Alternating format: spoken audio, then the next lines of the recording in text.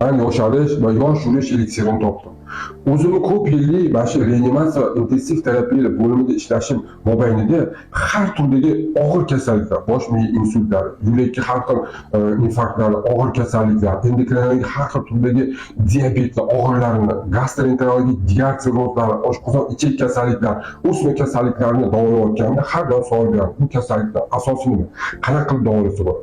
Ilmiy, amaliy manbalarga asoslangan holatda tushunib yetdimki, har bitta kasallikka asosida hujayraning o'limi yotadi. Bu hujayraning remodulyatsiyasi, ya'ni qayta tiklanishini ko'paytirib bersangina shu kasallikka nafaqat davolash, shu kasallikka chalinmaslik va organizmni yosharishiga olib kelishini o'rganib chiqdim. Endi shu ilmiy izlanishlarim, o'rganishlarim natijasida tabiiy yechim qidirib, albatta o'zimni mahsulotimni, o'zim izlanishlarim natijasida yaratilgan mana shunaqa bir tabiiy mahsulotni, dorilar tayyorlamani izlab, o'ylab topib chiqdim.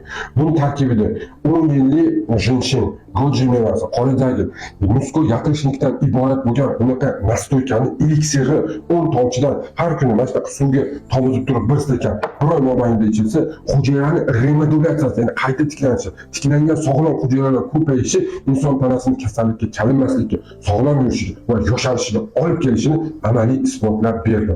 Har doim sog' bo'ling, salomat bo'ling. Mana shu tarqatib qo'yish esdan chiqmasin.